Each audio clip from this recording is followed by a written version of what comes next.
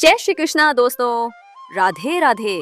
निर्जला एकादशी का असली सच जिसे ज्यादातर लोग नहीं जानते हैं। क्या आप जानते हैं कि साल की सबसे कठिन और सबसे पुण्यदायी एकादशी कौन सी मानी जाती है? कहा जाता है कि केवल एक दिन का ये व्रत पूरे वर्ष की 24 एकादशियों के बराबर फल दे सकता है। लेकिन क्या सच में सिर्फ पानी न पीना ही निर्जला एकादशी का रहस्य है? आखिर क्यों महाभारत काल में भीमसेन को यह व्रत करने की सलाह दी गई थी? क्या इस व्रत के पीछे कोई ऐसा गुप्त रहस्य छिपा है जिसे आज ज्यादातर लोग नहीं जानते? आज के इस वीडियो में हम जानेंगे निर्जला एकादशी का असली सच, इसकी पौराणिक कथा, चमत्कारी लाभ और वे नियम जिन्हें भूलने से व्रत का पूरा फल नहीं मिल पाता। वीडियो को अंत तक जरूर देखें क्योंकि आखिरी में मैं आपको एक ऐसा उपाय बताऊंगा जो आपके जीवन की आर्थिक और मानसिक परेशानियों को दूर करने में सहायक माना जाता है। नमस्कार दोस्तों, मैं हूं तृप्ति गुप्ता। स्वागत है आपका आपके ही चैनल में। सभी एकादशी में निर्जला एकादशी के व्रत का विशेष महत्व होता है। इस एकादशी व्रत को करने से सभी 24 एकादशी के बराबर पुण्य का लाभ मिलता है। हिंदू धर्म में एकादशी तिथि का विशेष महत्व होता है।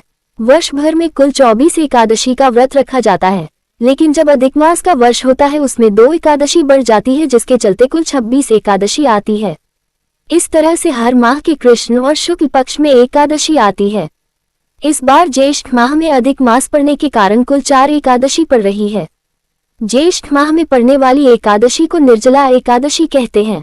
यह एकादशी सभी एकादशी में सबसे विशेष मानी जाती है क्योंकि इस दिन बिना जल ग्रहण किए व्रत रखा जाता है। निर्जला एकादशी पर भगवान विष्णु और माता लक्ष्मी की विधिवत पूजा करने से व्रत का पूरा फल मिलता है। धार्मिक मान्यताओं के अनुसार निर्जला एकादशी का व्रत रखने से सभी एकादशी के बराबर फल मिलता है। आइए जानते हैं निर्जला एकादशी की तिथि, शुभ मुहूर्त और इसके धार्मिक महत्व के बारे में। कब है निर्जला एकादशी? वैदिक पंचांग के अनुसार ज्येष्ठ माह के शुक्ल पक्ष की एकादशी तिथि की शुरुआत 24 जून 2026 को शाम 06:12 से शुरू हो जाएगी। इस तिथि का समापन 25 जून 2026 को रात 08:09 पर होगा। ऐसे में उदया तिथि के आधार पर निर्जला एकादशी का व्रत 25 जून 2026 को रखा जाएगा। निर्जला एकादशी व्रत और पूजा का समय। निर्जला एकादशी व्रत में विधि विधान के साथ व्रत रखते हुए भगवान विष्णु और माता लक्ष्मी की पूजा करने का विशेष महत्व होता है। इस दिन ब्रह्म मुहूर्त, अभिजीत मुहूर्त और रवि योग में पूजा करने का खास महत्व होता है। ब्रह्म मुहूर्त की बात करें तो सुबह 04:05 से लेकर 04:45 तक रहेगा। वहीं अभिजीत मुहूर्त का समय सुबह 11:56 से लेकर दोपहर 12:52 रहेगा और रवियोग का समय सुबह 05:25 से लेकर शाम 04:29 तक रहेगा। क्या निर्जला एकादशी पर जल ग्रहण करना चाहिए? निर्जला एकादशी का महत्व खास होता है। इस व्रत में साधक बिना जल ग्रहण किए व्रत रखता है। ऐसे में अगर आपने निर्जला एकादशी व्रत रखने का संकल्प कर रखा है तो बिना जल ग्रहण किए इस व्रत को रखें।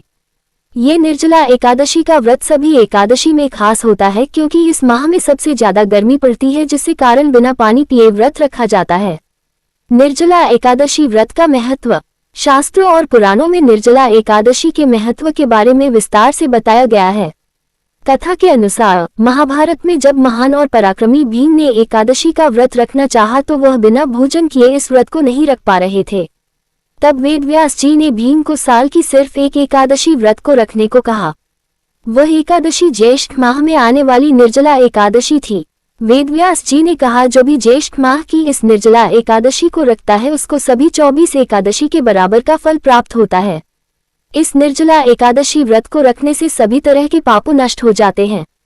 इस व्रत को विधि विधान के साथ करने, जप तप और दान करने से भगवान विष्णु जल्द प्रसन्न होते हैं। निर्जला एकादशी व्रत पारण 2026। 26 मई 2026 को निर्जला एकादशी व्रत का पारण किया जाएगा। ऐसे में व्रत पारण का शुभ मुहूर्त सुबह 05:25 से लेकर सुबह 08:13 तक कर सकते हैं। तो दोस्तों, अब आप जान चुके हैं कि निर्जला एकादशी केवल भूखे प्यासे रहने का नाम नहीं है, बल्कि यह आत्मसंयम, श्रद्धा और भगवान विष्णु के प्रति पूर्ण समर्पण का पर्व है। अगर आपने सच्चे मन से यह व्रत किया और भगवान विष्णु का स्मरण किया तो शास्त्रों के अनुसार आपको विशेष पुण्य और आध्यात्मिक लाभ प्राप्त हो सकते हैं। अगर आपको ये जानकारी उपयोगी लगी हो तो वीडियो को लाइक करें, अपने मित्रों और परिवार के साथ शेयर करें और चैनल को सब्सक्राइब करना न भूलें। कमेंट में जरूर लिखें। ओम नमो भगवते वासुदेवाय।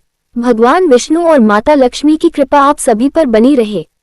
जय श्री हरि।